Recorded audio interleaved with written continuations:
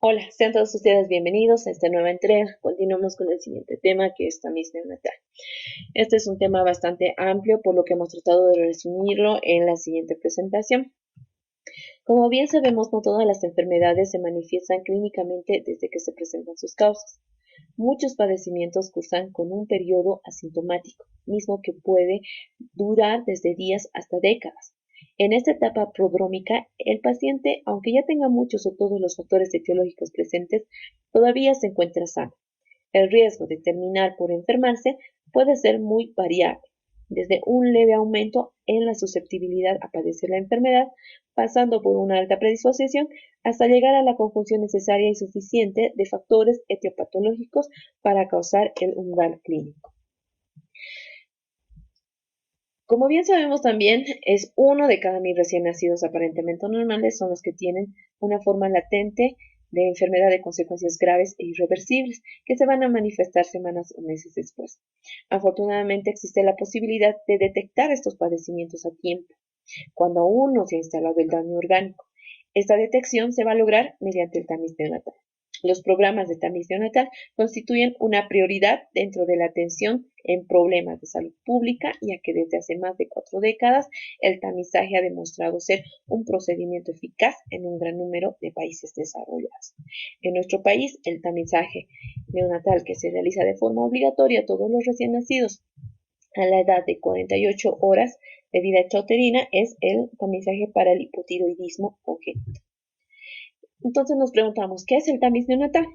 Es un estudio que debe realizarse a todos los recién nacidos entre el segundo y quinto día o antes de cumplir los 30 días de vida, cuyo objetivo es identificar tempranamente enfermedades metabólicas para otorgar un tratamiento oportuno y prevenir un daño grave e irreversible a la salud del recién nacido o incluso poner en peligro su vida.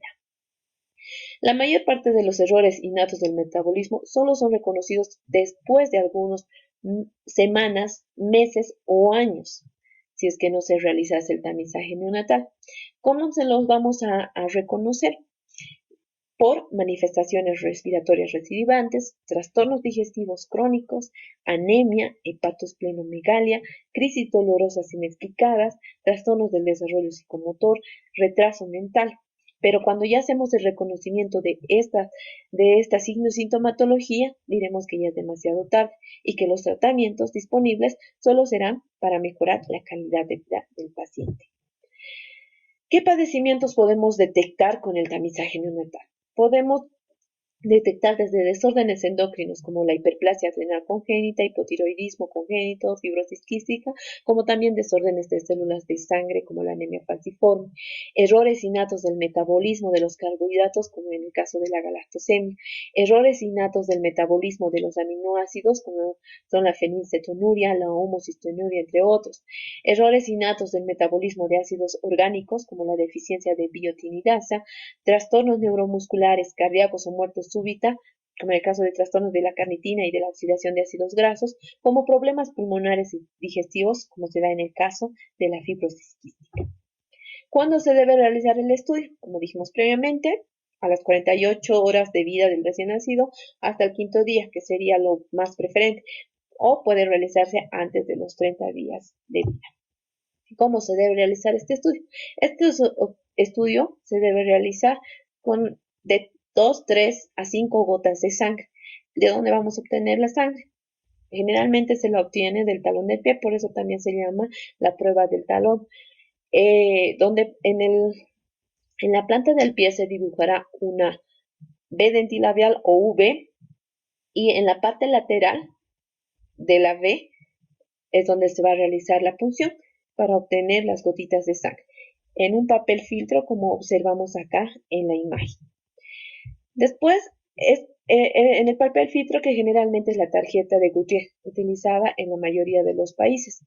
Como acá en el algoritmo podemos ver, la toma de muestra del talón se realizará mayor a las 48 horas de vida. El segundo paso es capturar los datos, el control de la cavidad de la muestra, la obtención del disco de muestra en un círculo que no es mayor a 3 milímetros de diámetro, para posteriormente llegar al procesamiento de la muestra y obtener el resultado. Si es normal, se notificará normal, obviamente.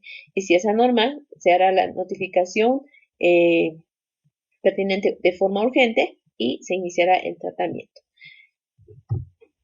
¿Cuáles son los criterios que debe satisfacer una enfermedad para ser incluida dentro de un programa de detección precoz neonatal? Son que la enfermedad curse con una morbilidad mental o física severa y o mortalidad si no se diagnostica en el periodo neonatal. La búsqueda clínica mediante un simple examen físico no es efectiva y no identifica la enfermedad en este periodo. Que exista un tratamiento efectivo disponible, que el tratamiento precoz mejore significativamente el pronóstico, que la enfermedad tenga una incidencia relativamente elevada, mayor a 1 por 10.000 o 15.000 recién nacidos, y que exista un test analítico de cribado rápido, sencillo, fiable y de bajo coste. El tamiz neonatal básico, ¿en qué consiste? Este procedimiento que ha sido efectivo es para el diagnóstico precoz de 4 errores innatos del metabolismo, que son el hipotiroidismo congénito, la fenilcetonuria, la galactosemia y la hiperplasia suprarrenal congénita. Recordemos del anterior tema, el hipotiroidismo congénito. Lo principal que debemos recordar es que es una situación resultante de una disminución congénita de la actividad biológica tisular de las hormonas tiroideas, bien por producción deficiente a nivel hipotálamo hipofisario, tratándose del hipotiroidismo central, o a nivel tiroideo, hipotiroidismo primario, o bien por la resistencia a su acción o alteración de su transporte en los tejidos DIAN, que consistiría en el hipotiroidismo periférico. El diagnóstico, acá tenemos el índice de Letard, donde nos muestra la signosintomatología que este padecimiento tiene. Por ejemplo, en los niños podemos encontrar la hernia umbilical, problemas de alimentación, hipotonía, estreñimiento, macroglosia, inactividad, el moteado cutáneo, piel seca.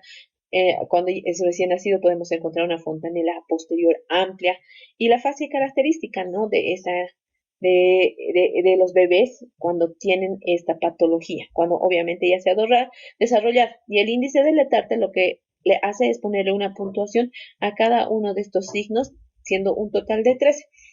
Dando una valoración, cuando encontramos esta signosintomatología que es menor a 4 puntos, se encuentra un diagnóstico descartado, 4 a 7 puntos, diagnóstico de sospecha, mayor a 7 puntos, un diagnóstico clínico de certeza.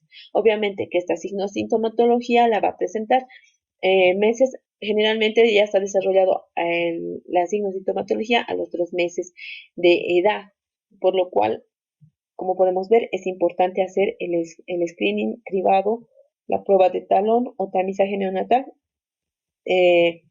antes del mes de vida. ¿Qué es lo que vamos a encontrar en el hipotiroidismo? Que la T4 libre, que habitualmente está descendida, pero que en algunos casos puede estar normal, y que la TSH esté elevada. En ambas determinaciones confirma el diagnóstico de hipotiroidismo. El nivel de TSH, por definición, está siempre elevado en el hipotiroidismo primario. Si el hipotiroidismo congénito no se detecta y no se trata, estas manifestaciones van a ir progresando, llegando a obtener la signosintomatología que previamente ya mencionamos. Y ese tratamiento es la levotiroxina oral, que es el tratamiento de elección. Continuamos con el siguiente alteración, la fenilcetonuria o PKU, del inglés fenilketonuria.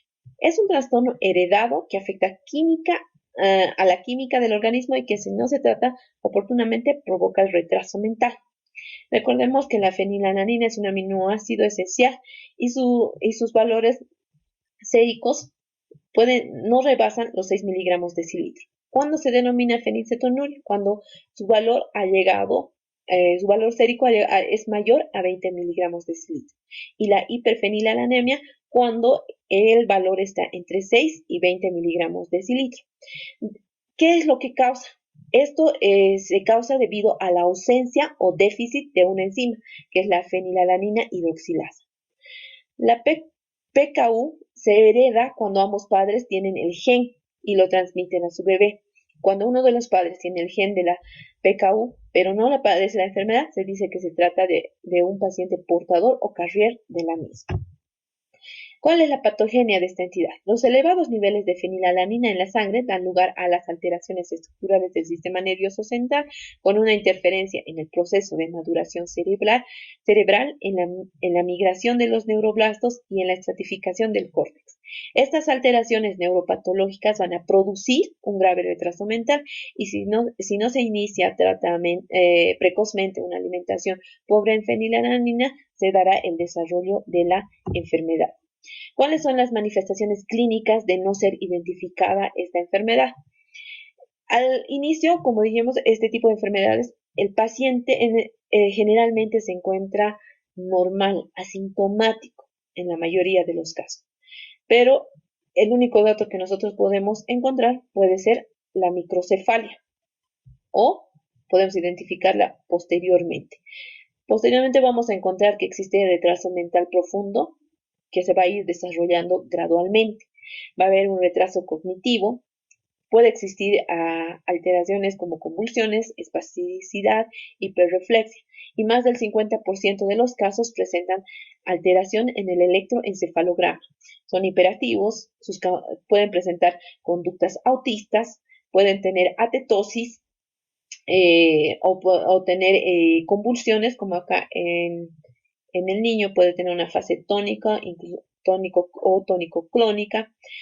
Y en estos niños lo que se identifica es un olor desagradable como ratón o como moho, que esto es debido al ácido fenilacético. Su diagnóstico. La hiperfenilalanemia suele diagnosticarse mediante programas de cribado masivo en los recién nacidos, como en todas las enfermedades que vamos a ir tratando. De ser positivo, debe confirmarse mediante una determinación cuantitativa en el plasma. En países donde no se cuenta con el programa de cribado, la identificación de las fenilcetonas en la orina se hará su identificación en la orina mediante el uso de cloruro férico. El tratamiento. El objetivo del tratamiento es reducir la concentración de fenilalanina en el plasma y en el cerebro, que va a depender todo de la concentración plasmática de fenilalanina, cuya restricción dietética de fenilalanina debe tener como objetivo mantener valores menores a 6 miligramos de decilitro. La administración oral de tetahidrobiopterina o BH4 a dosis recomendada de 10 miligramos kilogramo día y el cofactor de la fenilalanina hidroxilasa puede lograr la reducción de la concentración plasmática. Esta última no se realiza en todos los países, peor aún en los países en desarrollo. Otra entidad que vamos a tratar es la galactosemia. La galactosemia trata de una concentración elevada de galactosa en la sangre. Se hallan tres tipos de trastornos congénitos del metabolismo de la galactosa, diferentes producidos por el déficit de las siguientes enzimas: de la galactosa 1-fosfato uridil transferasa, que es la galactosemia clásica, la galactosinasa y la galactosa 4 epimerasa. El término galactosemia designa generalmente el déficit de la transferasa.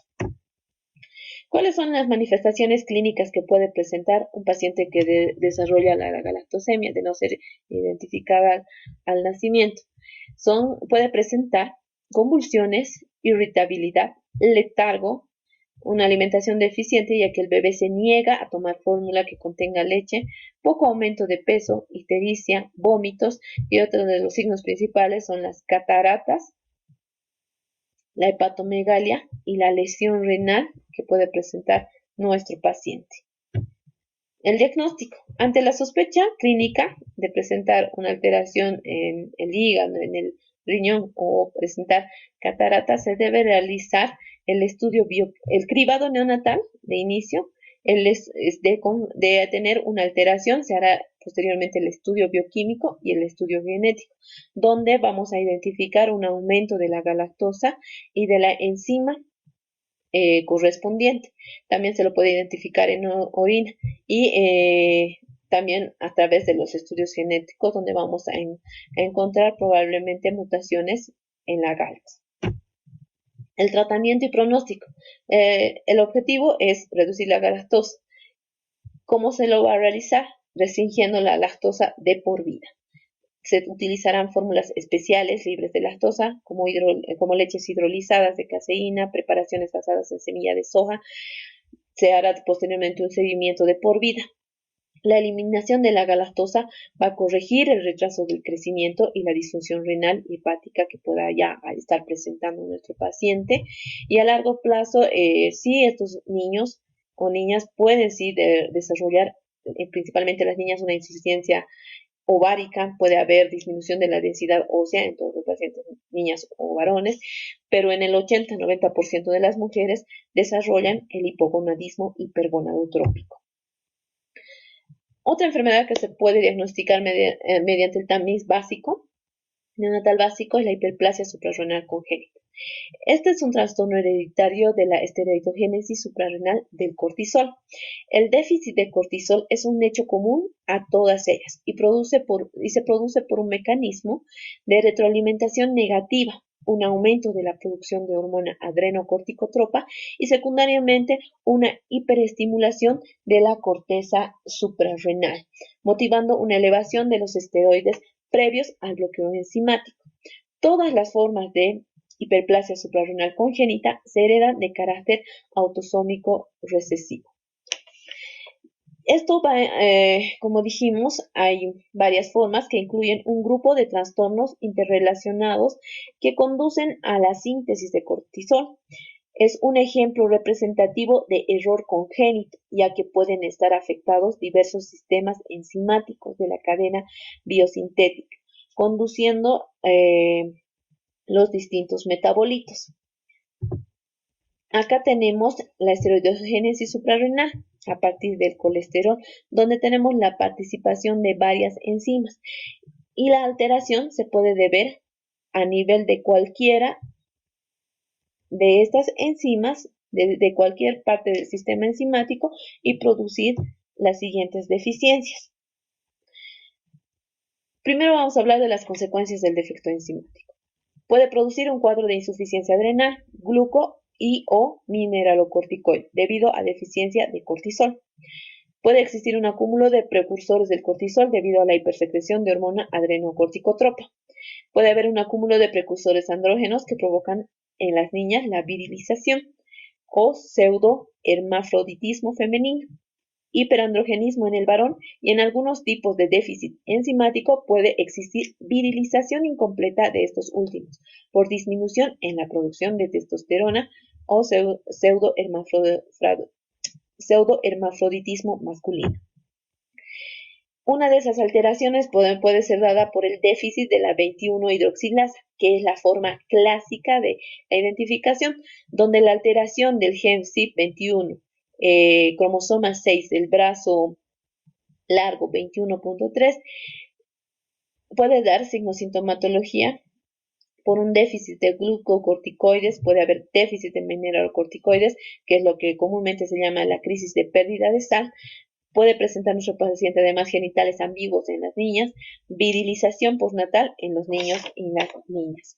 Las pruebas de laboratorio que vamos a solicitar van a ser pruebas del cortisol, donde el mismo se va a encontrar disminuido, la ACTH se encontrará aumentado y existirá un gran aumento de la 17-hidroxiprogesterona basal, que pese a una estimulación por la TSH. El tratamiento consiste en un tratamiento sustitutivo con glucocorticoides. En lo que se utiliza es la hidrocortisona. Cuando existe un déficit de mineralocorticoides, existe una crisis de pérdida de sal, que es lo más importante de esta entidad, que es lo que principalmente le caracteriza, donde en las pruebas de laboratorio vamos a encontrar una hiponatremia, hiperpotasemia y aumento de la renina plasmática. El tratamiento se basará en un tratamiento sustitutivo con mineralocorticoides, la fludrocortisona, que en nuestro medio no contamos con la misma. O podemos iniciar el tratamiento con suplementos de cloruro sódico. Si es que presentase además genitales ambiguos en las niñas, lo que vamos a encontrar en las pruebas de laboratorio va a ser un aumento de los andrógenos plasmáticos y el tratamiento será quirúrgico, ya que se debe realizar una vaginoplastía y disminución del clítoris. En este tipo de niñas no se diferencia generalmente el sexo de forma clara. La virilización postnatal en los niños y niñas, cuando existe en esta sintomatología, vamos a encontrar andrógenos plasmáticos aumentados y el tratamiento será la supresión con glucocorticoides. También puede existir la forma no clásica en el déficit de la 21-hidroxilasa, donde el gen y cromosomas afectados son los mismos. El paciente en este tipo de casos puede presentarse asintomático o puede presentar adrenarquia precoz, hirsutismo, acné, irregularidades menstruales e infertilidad, o sea que lo vamos a identificar alrededor de los 8, 9, 10, 12 años. Las pruebas de laboratorio lo que nos va a mostrar va a ser un aumento de la 17-hidroxiprogesterona basal y estimulada por ACTH y un aumento de los andrógenos plasmáticos. Y el tratamiento también será la supresión con glucocorticoides. Acá podemos ver los grados de virilización que puede presentar nuestro paciente, conocidos más propiamente como los estadios de Prader, tanto en el varón como en la mujer. El diagnóstico y tratamiento, en el déficit de la 11-beta-hidroxilasa, donde encontramos una alteración en el CYP11B1, en el cromosoma 8, brazo corto 24.3. En nuestro paciente puede presentar un déficit de glucocorticoides, donde en las pruebas de laboratorio vamos a encontrar una disminución del cortisol, aumento de la ACTH y el tratamiento será sustitutivo con glucocorticoides, como es la hidrocortisona. O podemos encontrar un aumento de la 11 desoxicortisol y la desoxicorticosteroidona basales y estimulados por ACTH, que obviamente el tratamiento es el mismo. Los genitales ambiguos en niños. Si encontramos esta sintomatología, vamos a encontrar un aumento de los andrógenos plasmáticos y también en este caso se realizará la vaginoplastía y disminución del clítoris. En el caso de la virilización postnatal, tanto en niños y niñas, existe un aumento de andrógenos plasmáticos y el tratamiento será supresión con glucocorticoides. La hipertensión, si en caso de presentarse esta sintomatología, lo que nosotros vamos a encontrar en el laboratorio será una disminución de la renina plasmática, la hipopotasemia, y su tratamiento será la supresión con glucocorticoides. En el caso del déficit de la 3-beta-hidroxiesteroide deshidrogenasa, donde el gen y cromosoma afectados son el HCD3B2, en el cromosoma 1, brazo largo 13.1, podemos encontrar igual un déficit de glucocorticoides, donde en las pruebas de laboratorio encontraremos una disminución del cortisol, el aumento de la ACTH, también podemos encontrar aquí vamos a encontrar un aumento significativo de lo que es delta 5 esteroides, pregnenolona, en la 17-hidroxipregnenolona, en el DEA y basales y estimulada por ACTH. El tratamiento es también sustitutivo con hidrocortisona. En caso de existir déficit de mineralocorticoides donde exista crisis de pérdida de sal, encontraremos igual una hiponatremia, hiperpotasemia, un aumento de la renina plasmática y el tratamiento también es sustitutivo con mineralocorticoide, con la fludrocortisona y suplementos de cloruro sódico. De presentar genitales ambiguos en los niños y niñas, en el laboratorio acá vamos a encontrar un aumento de la DEA, una disminución de la androstendiona, de la testosterona y el estradiol. Y esto se hará también la corrección quirúrgica de los genitales y el tratamiento sustitutivo con hormonas sexuales. En caso de adrenarquia precoz, alteración de la pubertad, igual va a existir un aumento de la DEA, de una disminución de la androstendiona, testosterona y estradiol, y su tratamiento será con la supresión de glucocorticoides. En el caso de déficit de la 17-alfa-hidroxilasa, 17-20 liasa, el gen y cromosoma afectados son el CYP17, cromosoma 10, brazo corto 24.3, donde podemos encontrar un déficit de cortisol. La corticosterona es un glucocorticoide adecuado. En las pruebas de laboratorio aquí lo que vamos a encontrar Va a ser una disminución del cortisol, aumento de la CTH, aumento de la DOC, corticosterona, niveles bajos de esteroides de la 17 hidroxilado, mala respuesta a la CTH. Y su tratamiento será la administración de hidrocortisona. En caso de presentar genitales ambiguos en los niños, vamos a encontrar disminución igual de los andrógenos plasmáticos, la mala respuesta a la hormona gonadotrópica, y el tratamiento será orquidopexia o extirpación de los testículos intraabdominales y el tratamiento es sustitutivo con hormonas sexuales. En caso de presentar infantilismo sexual, vamos a encontrar en el laboratorio andrógenos y estrógenos plasmáticos disminuidos. El tratamiento será con sustitución con hormonas sexuales. Y de existir hipertensión, igual que en el anterior caso, vamos a encontrar una disminución de la adenina plasmática, además de hipopotasemia, y vamos a realizar el tratamiento con la supresión con glucocorticoides. En caso de que haya una deficiencia de la proteína STAR, el gen y cromosoma afectados son el gen STAR, el cromosoma 8, brazo largo 11,2, donde también vamos a, como observamos en la tabla, podemos tener desde genitales ambiguos en los niños, escaso desarrollo puberal, insuficiencia ovárica prematura en mujeres, déficit de glucocorticoides, déficit de mineralocorticoides con la respectiva crisis de pérdida de sal, encontrando en los exámenes del laboratorio desde una CTH elevada, hiponatremia, hiperpotasemia, disminución de la aldosterona, aumento de la renina, o aumento de la folículo estimulante, luteinizante, disminución de la estradiol, después obviamente de la pubertad por el escaso desarrollo puberal, y el tratamiento va a consistir igual que en anteriores casos con la administración de hidrocortisona, de la fludrocortisona, o poder realizarse orquidopexia o extirpación de testículos intraabdominales, además de tratamiento sustitutivo con estrógenos cuando se trata del desarrollo puberal insuficiente. Los previos citados serán parte del tamiz neonatal básico. Dentro del tamiz neonatal ampliado existe una detección de más de 60 enfermedades a partir del análisis de 64 determinaciones, desde aminoácidos, acilcarnitinas, hormonas, enzimas, hemoglobinopatías anormales, entre otros.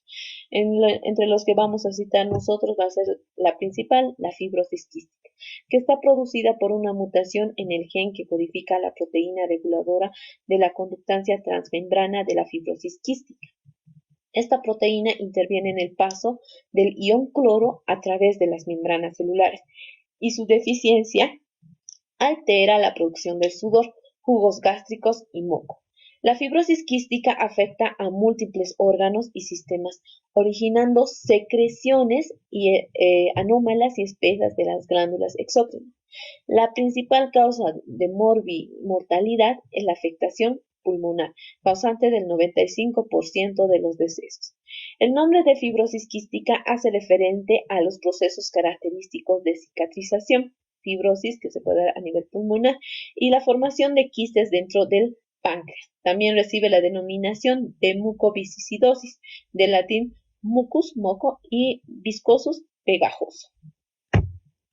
La fibrosis quística, como dijimos previamente, sus principales signos y sintomatología se presenta a nivel pulmonar, con una producción anormal de un moco espeso, pegajoso, que bloquea los conductos respiratorios y propicia la proliferación de bacterias. Este tipo de pacientes son los que se presentan con cuadros respiratorios recidivantes, donde también vamos a encontrar en ese tipo de pacientes glándulas del sudor, cuyo sudor va a contener mayor cantidad de sal, de 5 a 10 veces más de lo normal, por la alteración que previamente ya citamos.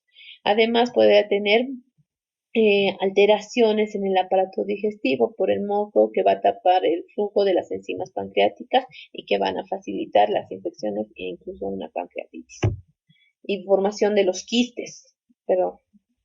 Diagnóstico. El diagnóstico temprano es fundamental para asignar el tratamiento adecuado lo antes posible. Está demostrada la relación directa entre un diagnóstico temprano y el desarrollo de una mejor calidad de vida en los enfermos. También se puede diagnosticar por la prueba del sudor que puede ser positiva cuando encontramos un sodio mayor a 60 miliequivalentes por litro y por la identificación de mutaciones compatibles con la fibrosis quística. En nuestros países, cuando no existe el cribado neonatal, se los encuentra ya pacientes con alteraciones, manifestaciones respiratorias crónicas, recidivantes, en el cual el único examen que podemos nosotros a veces realizar es solamente la prueba del sudor. El tratamiento hoy por hoy es incurable, como podemos ver, pero que se aplican, los que se aplican están destinados a paliar los efectos de la afección y a lograr una mejoría integral de la salud del afectado. El paciente debe recibir una atención integral. El tratamiento temprano va a favorecer que el paciente tenga una mejor calidad de vida y esperanza de vida. Para conseguirlo, las personas tienen que realizarse revisiones periódicas que incluyan controles de capacidad pulmonar, balances de grasa, cultivos, etc. El trasplante pulmonar es una de las nuevas esperanzas para alargar la vida de los pacientes con fibrosis quística, a los que la enfermedad ha deteriorado irreversiblemente su tejido pulmonar, siendo que estos pacientes en la mayoría de los casos no sobreviven más allá de las 4 décadas. Según Girón, los tratamientos sintomáticos que se aplican en la fibrosis quística son a nivel respiratorio, con fisioterapia respiratoria, ejercicio físico, sustancias mucolíticas e hipertónicas y antibióticos por vía oral, inhalada o intravenosa, según precise el paciente y según el grado de alteración también que presente, obviamente. A nivel digestivo nutricional, enzimas pancreáticas, suplementos vitamínicos e insulina. A nivel, también se debe realizar a este tipo de pacientes terapia proteica dirigida a la proteína CFTR, potenciadores y correctores. En la actualidad está comercializado por 9 mutaciones de apertura del canal. Y la terapia génica, esta línea de tratamiento está pendiente de que se realicen estudios que demuestren su eficacia.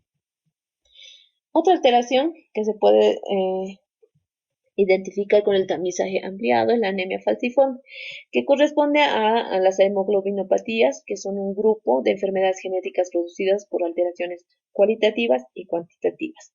En las cualitativas, de la parte proteica de la hemoglobina, que son las hemoglobinopatías estructurales, y en las cuantitativas con disminución, que se tratan aquellas con disminución de la síntesis de una de las cadenas de globina, como en el caso de las talasemias. Aquí podemos observar un glóbulo rojo normal y un glóbulo rojo en os que caracteriza a la anemia falciforme.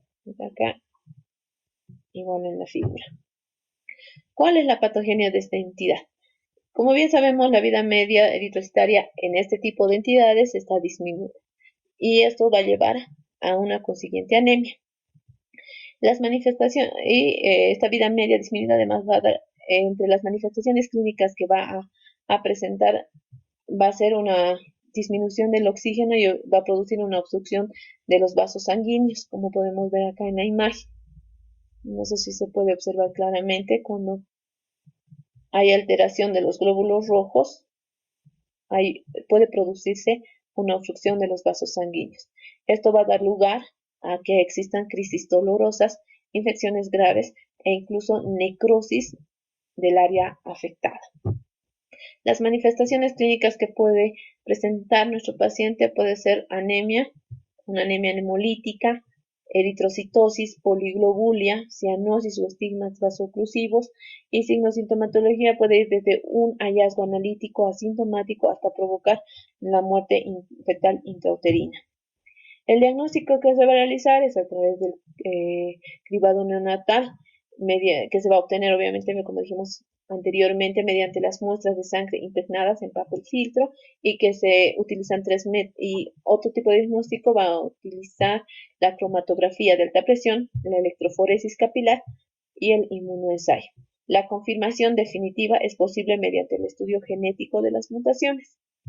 En el cribado se encuentran los portadores asintomáticos, por lo que se debe definir claramente el protocolo de actuación en estos casos y la posibilidad de consejo genético.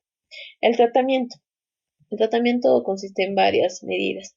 Por ejemplo, la vacuna antineumocócica, la identificación y tratamiento de las infecciones y la penicilina profiláctica en terapia continua oral a partir de los 4 meses de vida han reducido la mortalidad infantil. Se deben además evitar o disminuir las crisis dolorosas mediante la hidratación oral o intravenosa, además de analgésicos para controlar el dolor del paciente.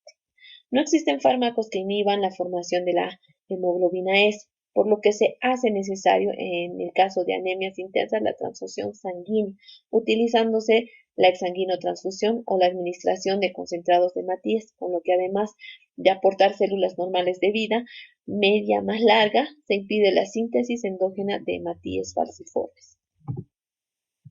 Otra entidad que debemos conocer es la enfermedad de la orina con olor a jarabe de maple o de arce.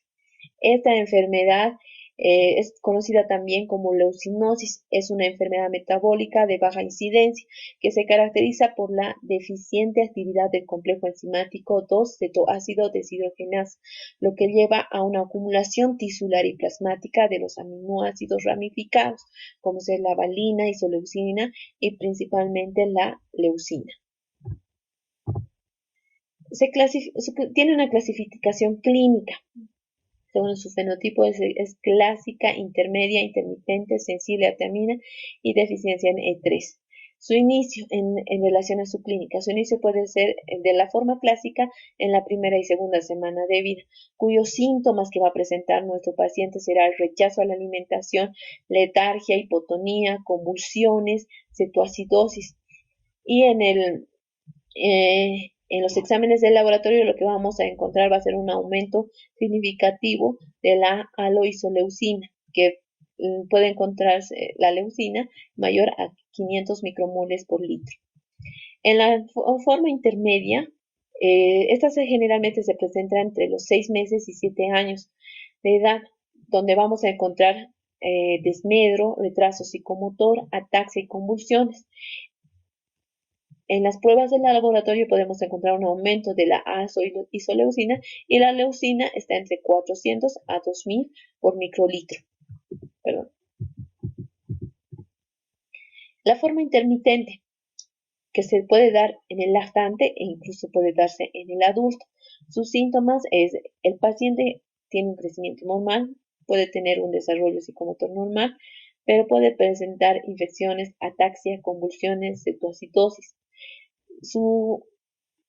Sus aminoácidos de cadena ramificada y los de cetoaminoácidos de cadena igual ramificada pueden encontrarse normal en su fase asintomática, pero su leucina está entre 50 y 4000 micromol litro. En el fenotipo sensible a tiamina se puede dar en el lactante. Es similar a la forma intermedia en relación a su signo sintomatología.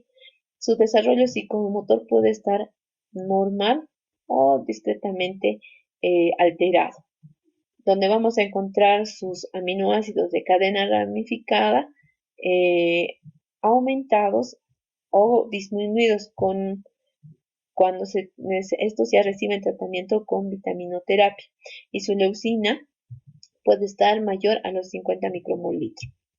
En el caso de la deficiencia de la E3, esta generalmente se inicia en el lactante.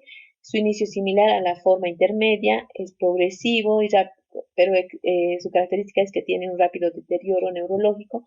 Además, en sus exámenes de laboratorio podemos encontrar igual acidosis láctica como aumento de los aminoácidos y cetoaminoácidos de cadena ramificada. Y su leucina puede encontrarse mayor a 400 micromoles litro. Su diagnóstico. Ante la sospecha clínica, nosotros debemos realizar, como en todos los exámenes, el estudio bioquímico y el estudio genético para encontrar las mutaciones correspondientes. Y el tratamiento. Cuando se diagnostican este tipo de afecciones, durante los episodios el tratamiento implica todo en relación a la dieta, que esta debe ser libre de proteínas. Se van a administrar además líquidos, azúcares y en ocasiones grasas por vía intravenosa, dependiendo del grado de alteración. Y se puede realizar diálisis a través del vientre o una vena para reducir el nivel de sustancias anormales en la sangre del feto. También a largo plazo requiere una dieta especial. Para los bebés, la dieta incluye leche en polvo con bajos niveles de los aminoácidos leucina, isoleucina y valina. Las personas con esta afección tienen que seguir una dieta baja en estos aminoácidos por el resto de sus vidas. Es muy importante seguir siempre esta dieta para prevenir un daño al sistema nervioso. Esto requiere exámenes de sangre frecuentes y una supervisión minuciosa por parte de un dietista certificado y un médico, al igual que la cooperación de los padres de niños con este padecimiento. Otra entidad que vamos a ver es la homocistinuria. La homocistinuria es un error congénito del metabolismo de la metionina que conduce al acúmulo de metionina y de su principal metabolito, la homocisteína, en plasma, orina y tejidos. Se originan por mutaciones de herencia autosómica recesiva en las enzimas más relevantes del metabolismo de la metionina. El acúmulo de homocisteína posee toxicidad sobre los sistemas óseos, causando una osteoporosis ocular, lo que nos va a causar una luxación del cristalino nervioso. El paciente puede presentar convulsiones, alteraciones psiquiátricas y o vascular con accidentes cerebrovasculares o enfermedades cardiovasculares. Esta entidad se va a clasificar en 3, la homocistinuria tipo 1, donde existe un déficit de la enzima cistationina beta sintetasa, que va a ocasionar la forma clásica de homocistinuria. El gen que codifica dicha enzima se localiza en el brazo largo del cromosoma 21. La homocistinuria tipo 2, que es el déficit de la enzima tetrahidrofolato reductasa. Y la forma 3 de la homocistinuria tipo 3, que es un error innato en el metabolismo de la vitamina B12. El tratamiento de estos trastornos se fundamenta en el empleo de betaína, en la suplementación de las vitaminas que actúan como cofactores en el metabolismo de la metionina y obviamente en la restricción dietética de metionina. Mientras que el tratamiento dietético trata de restringir la entrada de alimentos que contengan cantidades excesivas de metionina, los cofactores y vitaminas empleados aceleran su metabolismo, lo cual resulta mejor en un mejor control de la hiperhomocisteinemia.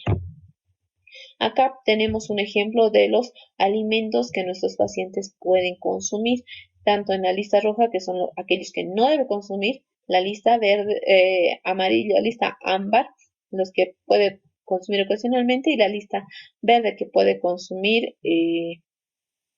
nuestro paciente son aquellos que van a tener un contenido pequeño de metionina.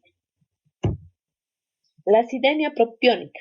Este tipo de acidemia es una acidemia orgánica rara, que es uno de los errores del metabolismo más frecuentes, un caso por cada 100.000 nacidos vivos, tiene herencia autosómica recesiva, está causada por la deficiencia de la propionil coenzima A carboxilasa, en sí que es una enzima dependiente de la biotina, produciéndose una alteración en el catabolismo de los aminoácidos por un excedente del ácido propiónico y alteración del nivel de la carnitina libre que se une al exceso del ácido para esterificarlo y evitar su toxicidad. La principal característica de dicho déficit es la presencia de elevadas concentraciones de propionato en sangre y orina. Acá podemos ver en la imagen una paciente con diagnóstico tardío de acidemia propiónica, cuyas manifestaciones clínicas fueron vómitos, hipotonía, hiperapneas, letargias, convulsiones, alteraciones hepáticas, acidosis metabólica. Posteriormente ha presentado infecciones frecuentes, había antecedente de retardo mental de desarrollo de atetosis, parálisis cerebral, coma intermitente y que todo esto puede terminar en un desenlace fatal. Entre las alteraciones bioquímicas comprobables incluyen una acidosis metabólica con cetosis, lactoacidosis, incremento del anión GAP, hiperamonemia y la hipoglucemia ocasional. Su diagnóstico se va a basar en 3 pilares fundamentales. Primero, en la sintomatología clínica, donde puede encontrarse una forma severa neonatal, una forma crónica intermitente y una forma lentamente progresiva. El otro pilar es el análisis básico de orientación, donde los hallazgos más significativos son la acidosis, la hiperamoniemia, la cetonemia, la cetonuria y la pancitopenia. Entre los exámenes bioquímicos específicos Para el caso concreto de la acidemia propiónica, y como ya se ha comentado, se detectan los metabolitos metilcitrato y 3-hidroxipropionato en orina, cuerpos cetónicos derivados del propionato y el propio propionato en plasma. Además, puede existir cistinuria y lisinuria, con disminución de la carnitina libre en suero y aumento de las acilcarnitinas en suero y orina. El diagnóstico definitivo y diferencial de la acidemia propiónica se debe establecer mediante pruebas de actividad de la propionil-CoA carboxilasa y en fibroblastos o linfocitos. El tratamiento. Durante el periodo neonatal, ante la sospecha de la acidemia orgánica, se deberá actuar de la siguiente forma. Primero debemos suprimir el aporte proteico y favorecer el metabolismo de otras rutas, aumentando el aporte calórico. Vamos a hidratar y forzar la diuresis con soluciones glucosadas al 10% con electrolitos durante las primeras 24 horas. Además, debemos corregir la acidosis si el pH está menor a 720. Ello se consigue mediante una terapia alcalinizante, por ejemplo, en algunas ocasiones, si así lo requiere, con bicarbonato sódico vía parenteral. También tenemos que hacer el tratamiento de las infecciones intercurrentes que pueda presentar, además de la administración de biotina, riboflavina, tiamina e hidroxicobalamina a modo de ensayo terapéutico para cubrir las distintas posibilidades de acidemia orgánica. Entre otras medidas que podemos adoptar son la administración de la L-carnitina como detoxicante de grupos propiónicos, liberando coenzima A y restaurando la síntesis del ATP, y suplementos de arginina, antes de confirmar el diagnóstico para cubrir la posibilidad de que el cuadro se pueda deber a algún trastorno del ciclo del audio, en los que en algunos de ellos está indicada la administración de arginina como tratamiento. Además, podemos realizar la administración de benzoato sódico y retirar el amonio y otros precursores de la urea. La deficiencia de la biotinidasa. La deficiencia de la biotinidasa es una anomalía metabólica con un patrón de herencia autosómico recesivo y que nosotros lo principal que debemos recordar es que es la enzima encargada del reciclaje de la biotina a partir de la biocitina o de los pequeños péptidos biotinilados. También es responsable de la liberación de la biotina unida a las proteínas de la dieta, llevándolas a una forma biológicamente viable. Si existe un defecto en la actividad de la enzima, ocurre una deficiencia secundaria de biotina, pues no se pueden obtener la vitamina libre a partir de las proteínas de la dieta, ni se puede reutilizar la biotina endógena, provocando así trastornos de formación de las holocarboxilasas activas. Las manifestaciones clínicas que van a presentar nuestros pacientes de no detectarse antes del mes de vida son alteraciones neurológicas, que son las más frecuentes. Podemos encontrar un chico hipotónico y con convulsiones, ataxia e hipoacusia neurosensorial. Alteraciones dermatológicas como eczema, alopecia, que esta es una de sus principales características. Respiratorias, puede ser de hiperventilación, estridor laringio o apnea. Oculares, conjuntivitis, alteraciones visuales, como también podemos encontrar una atrofia óptica. Infecciones cutáneas virales o fúngicas por afectación del sistema inmune, esta es otra de sus características, además del retraso del desarrollo psicomotor como alteraciones metabólicas. La mayoría de los niños no tratados presentan alguna de las siguientes alteraciones metabólicas, como ser acidosis cetoláctica, aciduria orgánica o hiperamoniemia leve. Su diagnóstico se realiza mediante mediciones enzimáticas, radiométricas, colorimétricas y fluorométricas, esto como un diagnóstico definitivo en caso de ser positivo el cribado neonatal. El método más empleado para determinar la actividad de la enzima biotinidasa, tanto para el tamizaje neonatal de la enfermedad como para el diagnóstico de niños con síntomas clínicos, es el que emplea el sustrato biotinil P-aminobenzoico o BPABA. Su tratamiento. La biotina libre de 5 a 20 miligramos en 24 horas origina una buena respuesta clínica y bioquímica. También se recomienda la administración de biotina en los casos de déficit parcial de la biotinidasa. Si el tratamiento es tardío, las deficiencias auditivas, visuales y desarrollo físico y mental pueden ser irreversibles, aún después de la terapia con biotina. Por ello, es muy importante que la deficiencia de la biotinidasa sea diagnosticada en el periodo neonatal y de esa manera el tratamiento se puede iniciar antes que aparezcan daños neurológicos permanentes.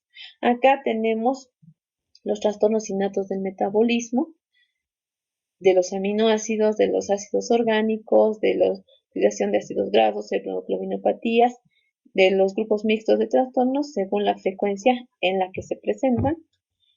Y por último, nosotros debemos decir que si no se detecta a tiempo, podemos tener las consecuencias de un retraso mental, como se da en la fenilcetonuria, hipotiroidismo congénito. Podemos tener crisis agudas en las primeras semanas o meses de vida, enfermedades hepáticas, cataratas o septicemia, como la gastrocemia, o como las otras enfermedades que vimos. Las inmunodeficiencias del sistema inmunológico, además de trastornos de la diferenciación sexual o síndrome de pérdida de sal, como se da en el caso de la hiperplasia suprarrenal congénita. Podemos tener problemas pulmonares y digestivos, como vimos en el caso de las fibrosis quísticas, además de trastornos neuromusculares, cardíacos y muerte súbita. Como hemos visto, nosotros debemos identificar o realizar el cribado neonatal de forma obligatoria si es que están disponibles en nuestro medio, para así detectar y prevenir este tipo de enfermedades y nuestro paciente tenga un mejor pronóstico a futuro. Bueno, con esto hemos terminado. Muchas gracias. Espero no se hayan cansado mucho las preguntas y otras interrogantes en el foro debate. Gracias.